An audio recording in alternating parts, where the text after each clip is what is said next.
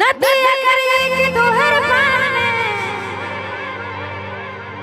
अरे खड़ा गुया इंतजार में